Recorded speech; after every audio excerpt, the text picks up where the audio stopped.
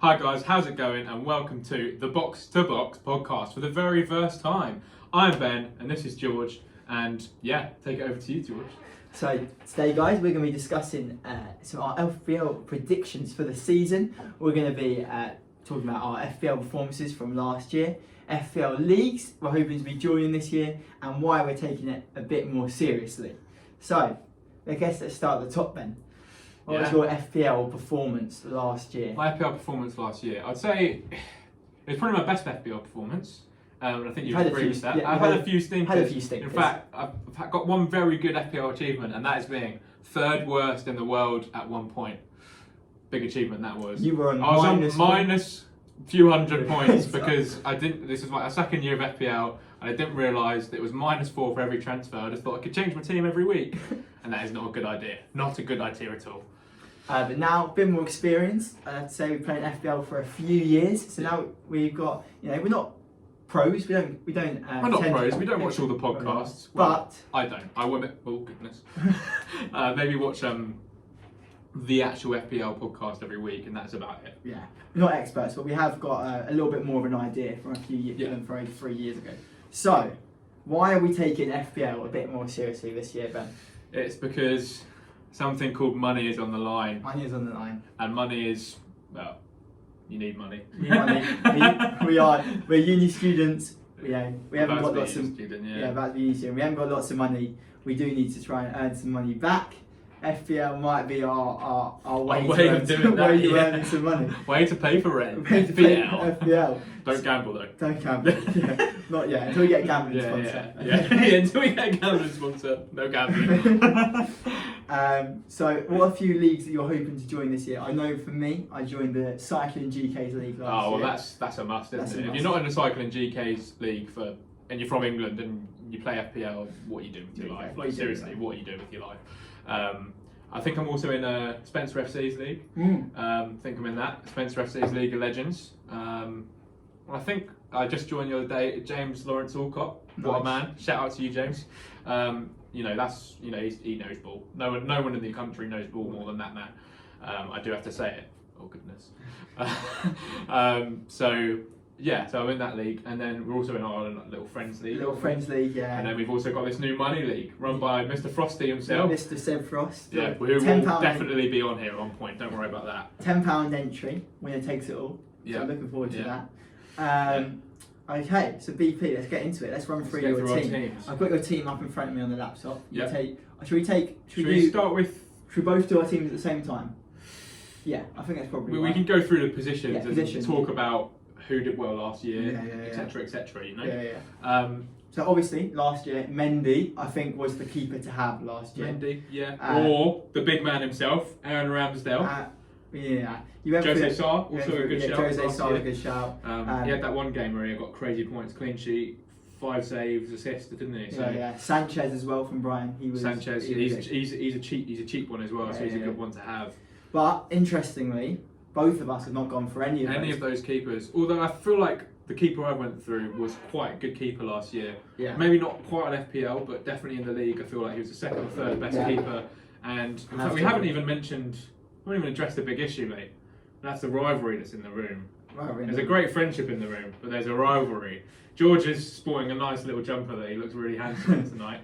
But obviously, I'm representing the Gunners, the mighty Gunners. That is the team I support. I'm not just wearing an Arsenal shirt for the sake of it. But yeah. I am unfortunately, a Man United fan. Yeah, although I think that could be an interesting topic we can either get onto this week or next week. Yeah. I think it's going to be a close. I think, looking at pre-season results, it's going to be a close run between us this year. I think we're both looking a lot better than we did last season. You're probably a stage ahead of us, I will admit, on the rebuild. I think this year, I think City are in their own league this year. I think Liverpool are just below it. And then I think Chelsea third all the way down to even Newcastle's probably creep into that category. I'm not sure Newcastle are quite creeping this year. No. But we don't want to talk too much about. We've got that Chelsea, United, Arsenal, Spurs. Those four is going to be hard. It's going to be hard to call. Yeah, I think they're all pretty level. They're all in the process of rebuilding to compete with those two big dogs, aren't they? Anyway, we're not talking about. We're not talking about predictions. Predictions is the next episode, hopefully. Yeah. Depends how good this goes. We're going to do it anyway, aren't we? We're going to stay persistent. We don't give up. No. So Ben, you take us through your keepers and why. So back to keepers. I went for the man who plays for your team. I went for David De Gea. I just think he's going to start, and I feel like under Ten Hag, you know, Man United will have hopefully a better defensive setup, but I also think he'll have to make a lot more saves and he'll get those save points. And yeah, I just think it's a safe option to have. It's not a risky one. 5 million. Yeah, it's cheaper than some of the other big boys. It is cheaper than the big boys. As you said, new manager is also looking like he's going to play every game with Dean Henderson being shipped out to Forest. Exactly. So I don't think Lee Grant's going to be starting many games. No, so I think there's no contention for him. So I like the choice, I really do. And who's your backup? Backup is Gazaniga. I mean, I think he's at the moment Fulham's number one, and he's only 4 million, the cheapest keeper in the game. So it's bit of a no-brainer. Bit of a no-brainer, really, isn't it? I've gone for the FPL tactic, the double keeper from the same team. I've gone for Raya and Balcom. And Raya's a good one because last season, I mean, Brentford started the season very well, and he's obviously their starting keeper. I mean, he got into the Spain squad for the Euros, if I'm right saying. Last year, and he makes saves, but they've also got a good defensive setup for most of the season. They just got a bit unlucky in that little period they had with a few injuries last season. Yeah, he's 4.5 million. Exactly. He's cheap. I know he's going to play every week, and if he doesn't, I've got Balcom on the bench. Yeah, and he's 4 million. 4 million. There you super cheap going to come and play. Also, I like about Brentford's 6 fixtures at the start are looking pretty good. They're not amazing, but they're looking pretty good fixtures for the first 6. Yeah, I mean they'll definitely get some decent points and probably a clean sheet here and there, won't they? Yeah. So, as we're speaking, England has just gone 3-0 up against Sweden. We'd love to see that. Who's just scored? Who's just scored? Have a look. Russo, the goal. Man United player. Yes. I do believe. Okay, so shout out to the Lionesses, they're doing very well. Come on, bring it home, girls. Moving on to the defence. I think looking at both of our defences here, we've gone pretty big on the defence. I think that we both have, and I think that's the tactic. Tactic for this year. I mean, it was a tactic for the last few years, really. I mean, I remember 3 years ago, I think it was my second FPL season, the one that I did go third from bottom. But I think one man that stayed there was what's his face from Sheffield. Lundstrom, who was a defender. He played like number 10 really for them. Yeah. So I think this year, a very interesting one that I can see in George's one that I might have to put in my team is the man who has just become a mighty gunner, and that is Alexander Zinchenko, because he will likely have a role in midfield for Arsenal this season, and he's listed as a defender in FPL. Although Tierney has got injured, hasn't he? And Tierney has got injured, so he'll probably start the season at left back. But we can see it. I think it'll be a good one to keep. You can also look at Tomiyasu is also injured, and it's looking like he's going to miss the first part. So Ben White will likely will attack as a 3, and Zinchenko will come into midfield. And he's very attacking, can offer lots. This is a very good asset. The other position, the other player who might be playing a bit out of position on FPL is Perisic, listed as a defender. I mean, we were just talking briefly before, and I said I wanted to bring in a player, and that was the player I wanted to bring in because I had him in when I did my first draft, and I changed it the other day. But I think Perisic, I'm just holding off because I'm not quite sure where he's going to play and how much game time he'll get, because currently, as it stands, they've still got Reguilon and Sessegnon. Yeah. It's very likely it will start over both of them, but you never know. You never know. I think I want to wait three games, see how Perisic is doing. If he's playing well, getting the game times, playing that more forward positions, he's not going to go up super much in price. I can bring him in, and he'll also get game time on the wing in the front 3 as well. Yeah, because he's played a striker before for Croatia and for. When he was at Bayern, he maybe played a few games at striker. And so he's moved a bit more forward. He's one of those players, a bit like Zinchenko to be honest, probably slightly more attacking than Zinchenko, that can play anywhere. So it will be a very valuable asset. Lots of assists, probably lots of goals.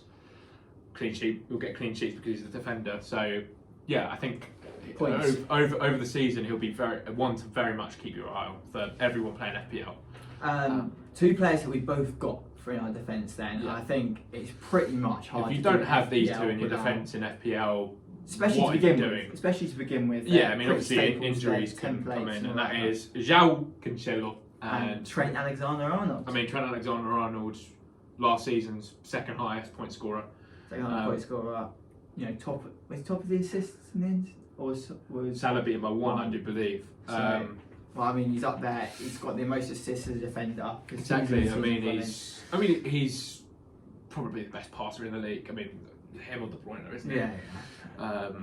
So yeah, I mean, it's a no-brainer. I think I can understand if you don't have Cancelo in there, because there are some other good options, like a man that you've got in your team, Andy Robertson, and another man that you've got in your team, Reece James. I've gone big. Although the choice was Reece James or Chilwell. Yeah. Chilwell and Reece James, you know, same price this year, and Chilwell last year had a better points to minute ratio than James, so it was a tough choice. But I am a Reece James fan. I can't lie. Yeah. Does he? Interesting question. Just a little segue. Does Reece James start for you for England in the World Cup? No. No.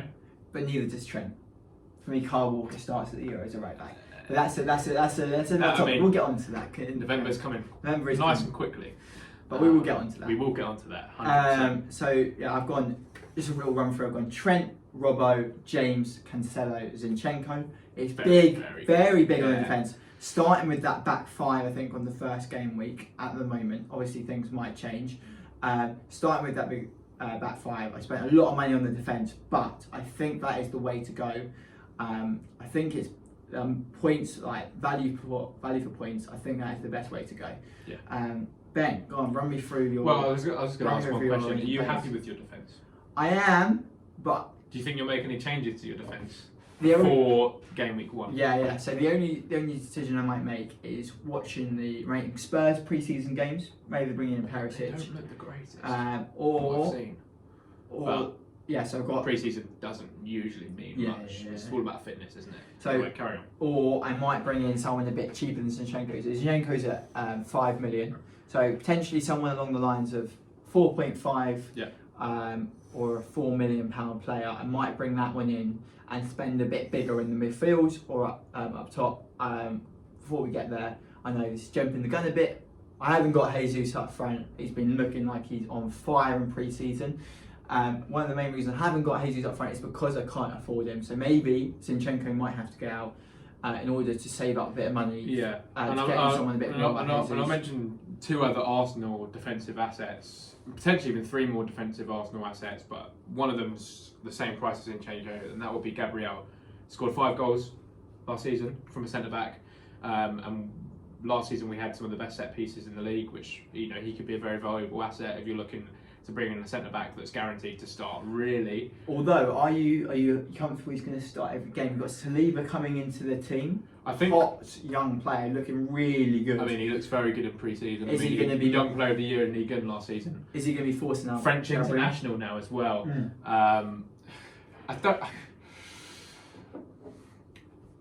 don't think he comes straight into the team. Okay. For me, I think he'll start the first game of the season. But that's because Tomiyasu isn't fit. Okay. It doesn't look like he's going to be fit for that first game away at Palace, which I'm slightly nervous about. It's not a nice place to go for your first game of the season. I think our back line, from what I can kind of gather so far, will probably. I think Saliba will work his way in, and I think Ben White will be more of a right back. Okay. Next season. Okay. Even though Tomiyasu is very, very good, but I feel more comfortable with Ben White just literally sitting and slotting into a 3. He's probably better on the ball, playing the ball, than Tomiyasu slightly. Okay. And I think it offers, whether it's Tierney or Zinchenko or even Tavares, who knows if he's going to go out on loan, means that they don't have to have as much defensive responsibilities. And that's more of a solid 3 of Saliba, Gabriel and Ben White. But that's just my take as an Arsenal fan. Obviously we'll wait and see. You might have some transfers. We might have a big right back that comes in, Carvajal. You've got Hector Bellerin come back off loan, coming in left back, you know what I'm saying? I do love Hector, but I think it might be time to go. Yeah, I think he wants to go back out. And if he wants to go, then get rid of him. Yeah. Right, moving on. Anyway, so the other 2 defensive assets I was going to say is Ben White, who I do have in my team, and also Tomiyasu, who is 4.5 mil. You're saving 5 mil, 0.5 of a mil. You don't have Tomiyasu. What? I have Ben White. Yeah, Ben White. You have Tomiyasu. Yeah, I don't have Tomiyasu. No, I have Ben White. You might need that 0.5 of a mil just to invest into another player. So yeah, so my defence is Trent Alexander-Arnold, Ruben Diaz. He's just guaranteed to start and lots of clean sheets, maybe even a header every now and again. Ben White, Cancelo, and Nico Williams from Nottingham Forest. Nottingham Forest. Talking quickly about Nico, I have to applaud the lad. A lot of money though. A lot of money is going to Forest. 15, 16 million. Yeah, but he's moved from Liverpool. It's a brave choice. Had a decent loan at Fulham last season. Yeah, I'd say. But to move from Liverpool, a big club where you're going to be sitting in about the bench, pick up a few medals here and there, pick up your trophies. You know what I'm saying? And you've chosen won the Champions League, Premier League. Yeah, chosen to leave. But but to play football, and I have to applaud that. You got to applaud. He's going. Let's applaud him. I have to say, him is a brave decision to move from Liverpool to Forest. Get more game time. It's not just on loan. It's a move. It's a permanent move to Forest, and I really rate it. I do rate it. Yeah. I think he's going to be all right. Because I think only for the price of $4 million as well on FPL. So, and he's a very attacking player. He's going to be playing at right wing back as well. So, I mean, you'd imagine so. That's what they played last season, and they did very well under Steve Cooper. He's replacing Jed Spence. So yeah, big boost to Phil. But I think. Have confidence in the lag. I don't. Welsh international. Lad. Yeah. Welsh international. Going to the World Cup. Yeah, so exactly. So I think it's not really a risky move to have for that price in FPL. No. So yeah. Anyway, let's move swiftly on to the midfield. I think. And looking at the midfield, let's talk about players that we both have got. And let's talk about the obvious. Well, the obvious is there's only one man really. Mohamed Salah. Yeah. I mean the greatest FPL player of all time. The most points ever in FPL. He's a joke. He's an absolute joke. He had a slower end to last season, considering the start. But the start was ridiculous. Potentially the best start we've ever seen to a Premier League season. Ridiculous. I mean, the man was. I mean, let's not talk about what he did to United, George. No, let's not talk about what he did to Arsenal. He didn't do much to Arsenal, to be fair. It was more Jota, but that's why he's not in my team. But yeah, no, he's a footballer, and you've got to have him in. Oh, Even though he's 13 million, you have to have him in. Yeah, I mean it's a no-brainer, and I think neither of us actually have probably the next best midfield option, which is Kevin De Bruyne. Next two best options, Son and De Bruyne. Son and De Bruyne, and I think, you know what, I've got a suspicion Son's not going to have the season he had last season. I don't know why, but I just have that kind of thing. I think Richarlison's come in. Kulusevski is also absolutely brilliant. You know, give me that ginger from Sweden. And that's an Arsenal fan saying that he's a brilliant player. As much as it pains me to say that Spurs have him, but he's brilliant. And in my opinion, better than that Puez Diaz. Yeah, I like Diaz, but I think he was just a bit of a hype train and. I think Kulusevski. I'm being silly. But I think Kulusevski, should I say, is just offers so much more in a weaker team, really, which speaks a lot. I mean, his stats for last season were just brilliant, weren't they? Anyway, so we've both gone with Salah. Oh, and then there's a big KDB look. I think he looks fit. He looks very sharp in pre-season. I think we could be looking for KDB's one of his best seasons, especially with the big man that we'll come on to later. But we both couldn't put, one of the reasons we couldn't put KDB in is because we both got 3 City players already. You've got 2 in defence and then the big man up top. And I've gone for Bernardo Silva. 7 million, cheaper than the other 8 million options that you're looking at there. Yeah. The Luis Diaz's, the Kulusevski's, the Mason Mounts, all of those. He's cheaper than all of those. 7 million, $1 million cheaper. And 155 points on FBL last season. I think he had a ridiculous year last year. He had a ridiculous year last year, and I love him. I absolutely love watching Bernardo Silva. Well. I hate to admit it as a United fan, but I love watching Bernardo Silva. So he's staying in my team to begin with. They've got some good fixtures. But in terms of stats, does Bernardo offer what some of the other assets can offer? I think 155 points on FPL last season. You can't argue with that. It's good. My only decision is to whether to bring in Grealish. Same price. And I think second season Pep syndrome is a thing. It is a thing. I mean, you look at. I mean, De Bruyne kind of hit it off right away. Yeah, but that's different. All the boys taking a season to settle themselves in, and then Pep starts to really get them going. So I mean, you look at Sterling. He's just signed for Chelsea. Grealish is getting more minutes because of her Sterling moving. He's going to be getting more minutes, and I think Mahrez doesn't track back enough for Pep. So I think Grealish doesn't really track back that much. But he does get more game time than Morrow. So I'm feeling pretty confident on Grealish. So am I. I mean, I was very tempted to bring in Grealish. But yeah, I've gone for Bernardo Silva for the moment. Anyway, let's go back. I'm just looking at your team, George. Bailey, however you say his name. Leon Bailey. That's an interesting choice, I think. Leon Bailey didn't quite live up to what everyone thought he was going to do last season, but was a lot of injured. And I was talking to Mr. Jacob Singh. I don't know if he's going to be watching this, but he is a big Villa fan, and he's saying Bailey's looking red hot in pre-season. He's talking about how he's going to be a starter for Aston Villa this year. I also heard the Cycling GK talk about Leon Bailey, but a lot of promise behind him. So I'm looking for. I think interesting. Bailey's my little hidden gem at the moment. I might regret not putting him in, and you might be an absolute genius. But also, they've got 3 good fixtures to start them off, so I'm looking forward to that. Seeing how he's going to do, but he might be a transfer out. Yeah. Next player we both have, Marcus Rashford. Marcus Mashford, as Mr. Danny Aaron calls him. 6.5 million. Yeah, and he is a man that looks sharp in pre-season. Looks like a man who could be back to his best, if not better than his best. Well, I'm hoping that's the case. And of course, we've got a big thing coming up in November that he'll be wanting to get into the squad for. So I think he's been trying to look hard. I think he's looking pretty good.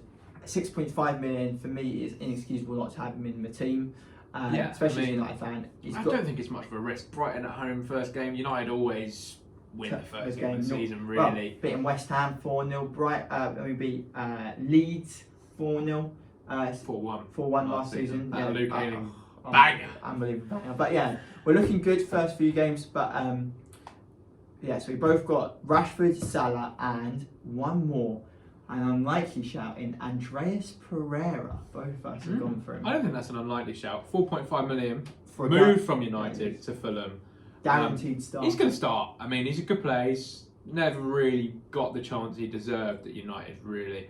So, I mean, I don't think he's going to be absolutely amazing, but I just think it's a no-brainer for 4.5 million. Cheapest in field. Probably going to be on free kicks, I'd imagine. Scored a worldie against Ipswich back in his debut. I think that's a kind of an obvious one, and I think a lot of people. I think when I looked at the selected, it was in like 20% or something. Yeah. So I don't think that's a outrageous shout to put him in. So we now run through my midfield. I've gone for the Bernardo, Rashford, Bailey, Salah, and Andreas Pereira. We are missing two from your team. Talk us through Martin Odegaard. Martin Odegaard, the new. Well, it's not been confirmed yet, but it's looking like the new captain of Arsenal. I mean, took a while to get going last season and didn't quite hit the numbers we thought he'd hit. I think it was 8 goals and 5 assists or something like that. But it's still pretty good numbers for the appearances because I think it must have been about 30, no more, really. Because he had that spell where he didn't really play for a while. So I think, England just got 4-0 up, big Fran Kirby. Come on, Lionesses. I don't think it's too risky of a one to put in your team because he's going to take free kicks. He might even take penalties next season, I don't know. And he's going to start because he's got that armband. I just think it's a very good asset to have. I think Martinelli and Saka are also very good ones from Arsenal. Even Smith Rowe, but I think there'll be a lot of rotation there, and it'll be interesting to see what Vieira can bring as well, coming in from Porto for about 40 million. I think Odegaard, he's going to be much more involved, and he'll 7 goals and 4 assists. 7 goals, 4 assists, 131 points. He's looking like he's going to kick on again this season, so I think it's a good shout. Yeah, so I think he's going to have more responsibility. The armband, I think he's a player that will just thrive with that armband. So I'm really excited to see what Martin can do for us this season, and I think he's going to be a very, very good FPL asset for the Gunners. And the other one I went for is Jadon Sancho. Another guy who's also looking very sharp in pre-season. But may I say, a little bit of an out there pick because he looked sharp pre-season. Yeah. He looked one of the better players for United last season, but again, United 7.5 million, so it's a million more than Rashford. It is. But I think if I was to lose one of them, it'd be Rashford. Okay. Because I think Sancho offers more. I think he's got more skill. He probably offers more contributions in terms of definitely assists. I mean, Rashford's a brilliant finisher. But I think Sancho, he looks really good, and I think he just seems like a Ten Hag winger very flary like Anthony and Neres. Yeah, I mean, I might have to, you know, transfer him out after the first game week, but I wanted to take that risk because it just seems like someone that will do well in that Ten Hag system for me. And now we're going to get on to forwards, George. We mentioned forwards a little bit earlier, and I think the most selected forward is it Haaland? I think it's Haaland. It's either Haaland or Jesus, the most selected forwards. Obviously Haaland, everyone knows who he is. I mean, he's probably the second best striker in the world. Yeah, really. we've got him both. He's not the most selected. It is Jesus. Jesus is the most selected, and you've got Jesus. I have them both. I mean, Jesus, he looks good for Arsenal, doesn't he? It just makes sense. I wasn't sure when the transfer came across, but in pre-season he looks like he's ready to take on the number 9 for a much bigger club than Man City, and yeah, I mean, it just makes sense. He looks so good in that front three with Saka and Martinelli, and it's just, I'm so looking forward to seeing what he can really do in the Premier League and see if he can take us to that next level. And he doesn't seem like a kind of nonsense, causing a bit of drama kind of guy like Lacazette and Aubameyang. Really, he just seems get his head down, let the football do the talking. The Brazilian way, really, isn't it? And that's what you want as an Arsenal fan. That's what you want, really. I mean, he's not the name of Lacazette or Aubameyang when we brought him in. But he's obviously Prem proven. It's his real chance to kind of shine and be the main man at a club. I just like his attitude, and I like the way he goes about just his manner on the pitch, and then also he can play anywhere across the front three. He's still fairly young. It's just a perfect signing for Arsenal, really, at where we're at. And yeah, I think. How much is he? He's at 8 million, so it's a little bit of an investment, but not too much for a forward. For someone who this season could really be a premium striker. It's not. You're not paying the premium price. You're paying like the good player price, aren't you? Yeah. So. And then the other man, Erling Haaland. 182 career games, 134 career goals, 35 assists. You're looking at almost a goal or an assist every game. Yeah. A goal once 2 out of 3 games over that. Yeah. So look, mate, I feel like even at £11.5 million, he had to go straight into my team. I felt like I couldn't justify not having him. I felt like he is going to score, in my eyes, he's going to score 30 plus goals all comps this season. Yeah. I think without question. I think the guys he's got, slotting him in. You've got De Bruyne, Bernardo, Mahrez. He's going to be in the box. He's a fox in the box. He's big, he's strong, but he's fast as well. He's the perfect Premier League striker, isn't he? He is the perfect Premier League striker. I think anyway. So we'll wait to see if. But to be honest, I mean, I was at the cricket today, and I was talking to a friend, and I was saying the only thing that's going to stop that man scoring goals is injuries, because in that City team, we could get a few goals. Like you just have to be in the box, and eventually you'll get that goal. And Haaland's one of the, if not the best finisher in the world. I wouldn't be surprised. Outside Lewandowski and Harry Kane. I'd say he's probably a better finisher than Harry Kane. Well, overall striker. I think Harry Kane's shooting as a whole is better than Haaland's, but I think latched onto a ball and finishing a one-on-one there. His acrobatics, like his heading, his volleying, it's next level. Yeah, I mean, he can probably become as good as Cristiano Ronaldo as a striker, not as an overall player, but as a striker, if not better, really. But yeah, I think Ronaldo will be an interesting one, because I think he'll be one that you'd probably want to bring in at some point if he stays. I mean, we can talk about that another time, and it's not the priority at the moment. So yeah, and then we both got Greenwood. You've gone for Greenwood. I've gone for Greenwood. That's Sam Greenwood. Let me clarify. Sam Greenwood. Sam Greenwood, the third most picked player on FPL. Yeah, but that's because he's cheap and he does get minutes and he's young. So who knows? And especially it depends if Bamford stays fit, he might get quite a lot of minutes next season. And I mean, it's effectively just a filler. No offence to him, he seemed like a bit of a baller. I saw him. I went to see the Arsenal Leeds game and he got a few minutes in that. But he is just a filler, really, isn't he? Yeah. And your other striker is an interesting one. So I've gone 2 strikers here we haven't talked about. I've gone for both very interesting. Alan Neri, and he The new Forest striker brought on loan. Good stats last year. I'm just putting them up. Good stats from last year. 31 games, 15 goals, 1 assist, going straight. Probably going to be starting to replace. Who was it who played for? Keenan Davis from Aston Villa. Yeah, he's going to be replacing him this season. It looks like, and 31 appearances, 15 goals, 1 assist. I could as a cheap striker, I've got to be getting him in my team for me personally. I think he's only 24 as well. Only 24. I think he's going to play lots of minutes. I think he's going to bag a few goals. He's looking sharp. And I was at Union Berlin, so he's not a bad club. You know what I'm saying?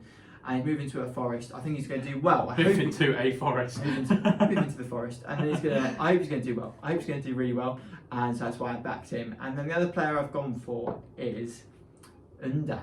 Yeah. Again, another new signing. Brighton's new signing. Where did they get him from again? Was it the Hungarian league? Something like that, wasn't it? I remember he had a decent team of the season on FIFA. He came from Belgian Pro League. That's it. Yeah. Union Senegalese, and again, 39 matches, 26 goals, 12 assists. I mean, they are brilliant. That is brilliant stats. But and now he's moved. Is he the man? Is he finally that striker that Brighton wanted? Do you think he is finally that striker? Well, stats would say so, wouldn't they? Stats would say. How old is he? 24? Is that 25?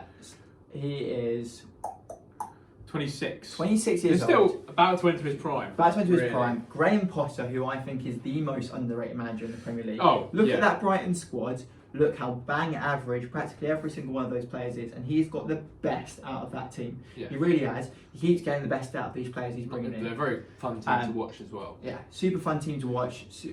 I really like Graham Potter, and I think he's going to make the best out of this and that. So I've got 2 cheap strikers. Anyway, can accommodate my defence, but as I said, I think I'll be looking maybe to bring in Jesus before the start of the season.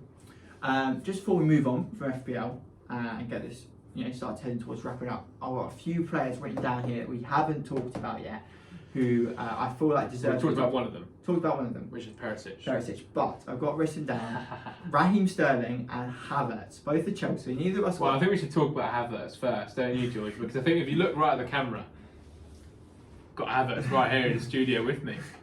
Well, by studio, big size office. Yeah, well, I have been stopped on the street before and told I look like Kai Havertz. Yeah, but you do. I do. Okay. I do, I have to admit. But anyway, Havertz playing more of a false 9. Obviously, Lukaku's gone off to Inter Milan. Doesn't look like we're going to be bringing in a new striker, really. Havertz looking like he'll be playing false 9 most of the season. I don't think he's an asset that you bring in right away. I think you wait a few games, see if it's working for him, and then make that decision. I think the same probably with Sterling as well, just because. Although Sterling has to be, I'm not convinced by Tuchel as an attacking manager. Sterling nailed on to start. He's got the World Cup to play for. He's got the World Cup to play for. I think. He will get goals, but is he as good as the other assets in midfield? Yeah. And his price point. Was it 10 million? About 10 million, 9 million, something like that, isn't it? Let's go with. Let's have a little look. His price point is 10 million. 10 million. 10 million. I'm not sure 10 million where I can justify. When you could get Bowen at 8.5 million, Saka at 8 million. And so it's at 8, Foden at exactly. 8. Yeah. And I think this is something. I think it was James Alcott's fantasy thing. The 8 million. I'm trying to steal it from him, but the 8 million players. There's a good bunch of players that all offer something very similar in that bracket, and I think you can rotate them, and one of them's definitely going to. Provide what you want, and I think rotating those 8 million players is going to be something that's very, very big this year in FPL. Oh yeah, 8 million. Those 8 million midfielders, yeah. That's going to be a huge. Working out who's got the best fixtures, who's got the best Exactly. Who's in form. And they're just interchangeable each week, really, aren't they? If one's not working for you. And also trying to guess the Pep roulette as well. Trying to Pep roulette. Yeah, I mean, I would usually say stay away from City midfielders unless it's the big boy De Bruyne when he gets his really good run of games. Maybe Foden as well, but yeah, I mean it'd be interesting to see who Pep really stick. I think this season he's going to stick with an 11 and utilise that really.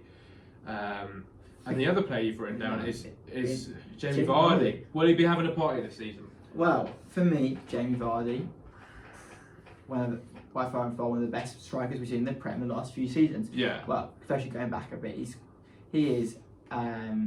Well, he's just an animal, isn't He's he? an animal. He scores lots of goals. He's 9.5 million this year, so he's not as expensive as your Ronaldo, your Kane, your Haaland, but a bit more expensive than your Jesus. And I think that's probably where he's lost out on a few selections. Is that Jesus, 8 million, 1.5 million cheaper, looking a bit sharper. Vardy is now getting on a bit, but without doubt, I'm thinking he's scoring 15 million goals. I think he's a 15 goals. Sorry, not right.